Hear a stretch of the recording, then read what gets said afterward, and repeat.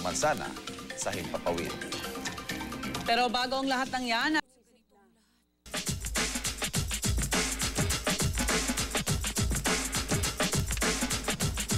Alright, welcome back mga kapuso. Dito tayo ngayon sa tinatawag nilang Manila Aero Club Flying Academy dito sa Pasay City. At ngayon pag-uusapan na po natin ang mga pwedeng gawin kapag may emergency landing. So pag-uusapan natin yung emergency landing procedures. Kausapin natin ngayon si Captain Irene Mora, pilot and CEO of the Manila Aero Club. Cap, wag ka muna lumipad, Cap. Interview muna tayo. Good morning, Cap. Good morning. Okay, now, we're gonna be discussing about the emergency landing procedures. But before that, sino po ang magsasabing pwedeng mag-emergency landing? And at the same time, ano yung mga conditions para sabihin nga na kailangan na mag-emergency landing? Okay, actually, ang responsible talaga na magsabi ng emergency landing is the pilot in command. Okay. So, the pilot in command, kailangan alam niya kung kailan siya magtatawag ng emergency. At yung mga signs for emergency landing is, syempre, meron tayong bad weather. Okay, bad weather. Or engine failure. Engine failure. Or technical problem. Technical problems. Yes. Okay, now, sabihin na natin, kailangan na mag-emergency landing. Ano po yung mga different emergency landing? So, yung mga different emergency landings na pwede natin gawin, mayroon tayong checklist, which tinatawag natin na checklist. Kailangan nandito lagi sa aircraft. Parati na sa aeroplano yan? Yes, okay. Kailangan alam ng pilot, and all pilots are talagang trained na malaman mo kung ano yung mga checklist procedure. Opo. So, mayroon tayong tinatawag na what do you call that? Ditching. Emergency landing is ditching. Ditching. Yeah, meron ding forced landing. Forced landing. Sige, pag-usapan po natin muna yung ditching. So, pag ditching landing, ditching kind of landing, ano po yung sabihin nun? So, yung ditching kind of landing is the decision ng pilot yun to land yung airplane mo sa water. Sa tubig? Sa tubig. Sa tubig, yes. Kapag maglaland po yung eroplano sa tubig, ano na po dapat yung iniisip ng mga pasahero sa eroplano dapat nilang gawin? Still responsibility pa rin ng pilot na i-inform mo yung passenger mo na please calm yourself, number Kasi one. Kasi usually kahit na iniisip mo to, magpapanik yung mga tao, of course. That's true. Because yun nga, flying is the safest way. Exactly. Okay. And instinct na rin ng passenger na kailangan silang aware talaga kung saan lalanding yung airplane. Copy. So makikita naman nila kasi the airplane hindi naman kagad siya mag-ditch to the water. That's right. So instinct, dapat alam ng passenger kung ano yung dapat natin talagang gawin.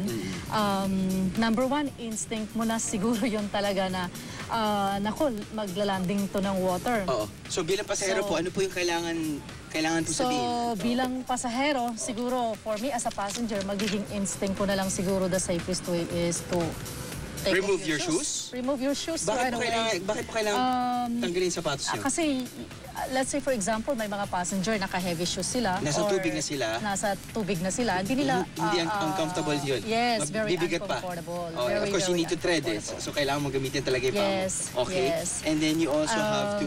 Yung life vest. Of course, kailangan, automatic yan. automatic na na-brief din ng pilots dapat yung life vest kung paano tayo magsuot ng life vest. Kailangan isuot mo yon, i-inflate mo yon pag lapag mo na. Pag nandun na pag nandun ka na sa tubig. water. Okay. Mismo. And then, yung sinasabi nilang pantalon. Yung pants kasi talagang pwede kang iligtas ng pants eh. Pag wala, hindi mo na nakuta yung life vest mo, take off your pants right away. You can take off your pants? Yes, pwede mong i-inflate kasi yung pantalon mo. Kapag in-inflate mo yon, nasa water ka na, it can save you. So, tali mo lang yung sa neck mo, itatali mo lang sa neck, then pwede mo i-inflate yung pantalon mo. So, dapat lang meron kang underwear. Dapat naka-swimsuit ka, at least maganda yung... Okay. Pagdating sa t-shirt, o yung sweatshirt mo, pwede mo rin gamitin yung sweatshirt mo talaga pang safety device. As a floating device also? As a floating device, yes. Okay. Pag-usapan naman natin ngayon, so we're done with ditching, yung paglaland ng aeroplano sa tubig. Ngayon po yung forced landing. Ano po yung sabihin ng forced landing? Actually, yung forced landing kasi, without engine power na yon. So kapag finorce mo yung aircraft mo without power, pwede mo siyang i-land sa seashore, for example. Okay. Or mamimili yung pilot. So it's a pilot decision pa rin still na saan mo pwedeng iland yung Sa eroplano. lupa, pwede sa Sa bundok. or crash ka in the mountain, wala ka ng any other option. Okay. Ano naman po kailangan isipin ng mga pasahero? Well, kailangan isipin ng mga pasahero, first landing pa rin is yung seatbelt. Seatbelt? Kailangan naka-seatbelt? Naka-seatbelt ka. Or, depends sa instinct mo. Kung alam mo na mas safe ka na wala kong seatbelt bago pa yung airplane, Okay. kailangan aware ka. Aware ka yung din. awareness mo Alright. talaga.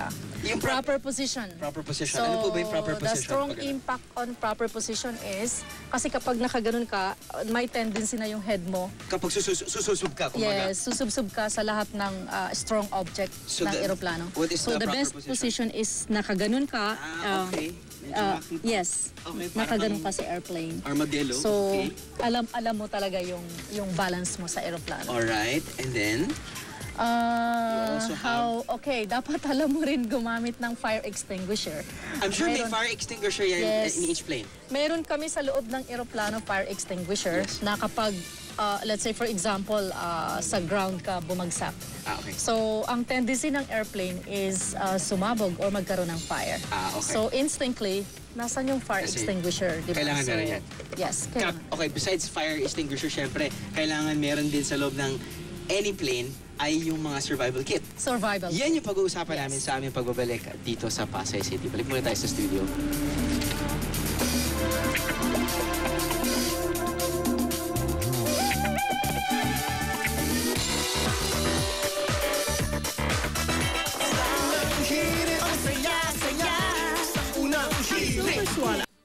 Happy birthday, nanay. At saka si Kay. Happy birthday. Yung Ginataw. ginatalo sumasaliya.